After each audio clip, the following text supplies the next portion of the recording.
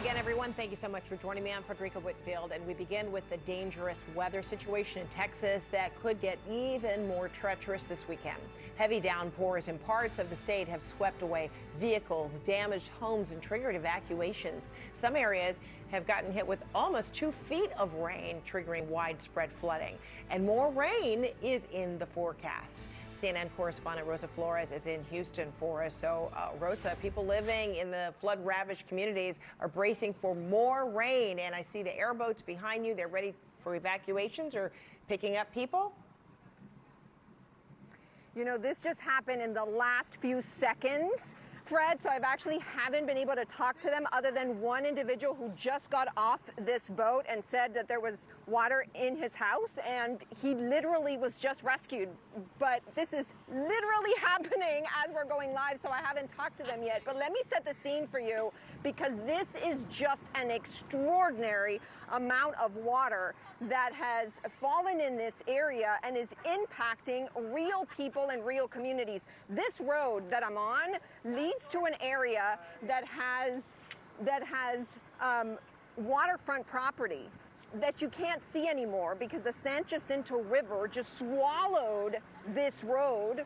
And you can see that people are using jet skis right now to get around instead of cars because the river swallowed the road.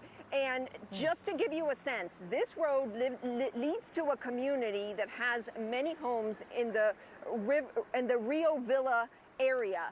But Fred, you can't see any of these homes, you can't see the road, and you see that people are using airboats or simply boats to get around right now. Now, we have a map of the evacuation area, and that gives you a sense in what part of the city of Houston and Harris County that we are in right now, because it is the northeast part of that area. It's where the San Jacinto East Fork side of the river is. Now, the Trinity River is just east of there, and there are issues down both of those rivers. Those, of course, empty out into the Gulf of Mexico. Now, we do have video of some of the rescues that are happening. I just got off the phone with the Houston Office of Emergency Management, and they tell me that rescues are happening, but also that they are trying to convince people to evacuate if they are in these evacuation zones. And all you have to see is what you see behind me, this river that has swallowed up a road, and you can see the current.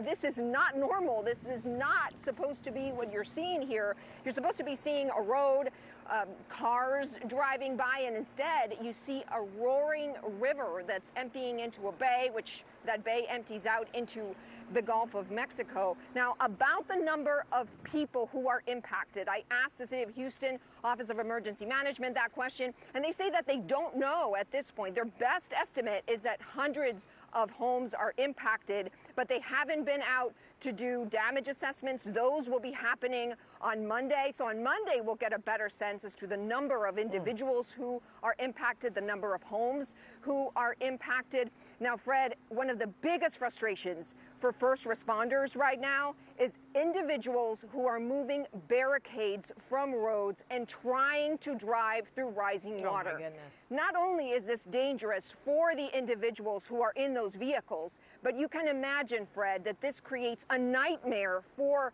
first responders, because then it's first responders who have to go into dangerous areas to rescue these individuals. And the Office of Emergency Management put it like this: for any of the people who are trying to do this, you don't know what's in the water. Not only are there reptiles, snakes, nutria. If you don't even know what a nutria is, you don't want to find out. You don't want to go into the rising water. There could be chemicals. And this individual that I talked to from the Office of Emergency Management said that there was even people in swimsuits trying to enjoy the floodwaters. They say that is not what you want to do. And Fred, as we look ahead, for the next day or so, we're expecting more rain, and that's why officials here are urging individuals who are in the evacuation zones, first of all, to evacuate, to leave those homes, and also to be very cognizant, check in on their neighbors, and of course, if there are barricades and roads that look like this, just don't do it. Turn around. Right. Is what they're recommending for individuals. Of course. And, you know, Rosa, you're underscoring how deceiving it can be, right? Because while the water behind you in some pockets looks rather placid, maybe some folks find that very inviting, like you said, to walk through, drive through, or even try to swim. There are currents, you know, and it's very unpredictable. And hopefully people will find out and learn and heed to the warnings very quickly, not to try to traverse it, not to try to drive through it, but like you said, turn around, don't drown. All right, Rosa Flores, thank you so much. We're going to check back with you, and hopefully we'll also find out where the people in the airboats went off to, who they're trying to help or assist in all of this. Thank you. All right, joining me right now as well is Hayley Adams, a meteorologist for the National Weather Service office in Houston and Galveston. Hayley, great to see you. So we're talking about 1 to 2 inches of rain expected today, right? What are the big concerns that come with that? So, of course, we already have widespread flooding going on generally north of the city. So, of course, that additional rainfall is not going to help matters in any case. Our main concern is for the next 24 hours, really through Sunday night, expecting another complex of thunderstorms that should be rolling through and could be dumping anywhere from 1 to 3 inches average, but we're seeing some potential swaths of higher amounts, 4 to 8 inches possible within that watch area. Mm-hmm. And then we currently have. Oh, go ahead. Sorry. Go ahead. I was just going to say that we currently have a flood watch out for the area through Sunday night. Okay. And then let's talk about what, you know, some 5-day rain totals in parts of Texas and Louisiana, you know, are reporting when they're talking about 20 inches of rain, you know, in a very short period of time in parts of Texas and Louisiana, you know, very flat. A lot of this water doesn't have anywhere to go. Some of them, like in Houston, you know, right along the river, the San Jacinto River. So help people understand, you know, how this concentration of water, what it's resulted in. I mean, not a lot of this water has anywhere to go. It's only accumulating, and some places, when I talked to emergency management a little bit ago, the water hasn't even crested in some areas, and it's already dangerously high. Right. So even before this event, we had another rainfall event. So our soils were already pretty saturated. So you add on all this rainfall that we've gotten in the last week, and it's created a mess. And over the last 7 days, we've had portions of Northeast Harris County receive just over 11 inches of rain in the last week. And in the Lake Livingston area, that's in Polk County, that location, we've seen some reports of around 20 inches of rain in the last week alone. Closer to the city and generally south of I-10, we've seen less rainfall in those areas.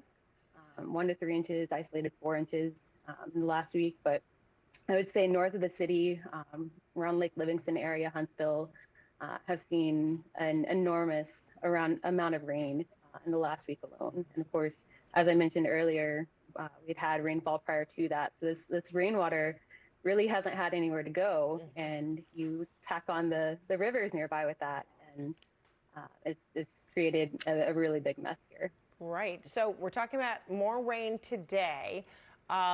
When is the big dry out? When's that going to happen? What's the long-term forecast over the next few days, I should say? Right. So we're hoping that these storms move through and exit tomorrow night, Sunday night. We might see some lingering showers Monday, but not as widespread as what we're expecting for tonight through Sunday. And then the main concern after that becomes the heat. And you have all this water that has been sitting there and draws in moisture, coupled with the increasing temperatures. Next thing that we're going to be worried about is those recovery efforts with the heat going on. We're going to see heat index values reach to the triple digits. So that's going to be our next focus. All right. Hayley Adams, thank you so much for being with us. Appreciate it. Thank you.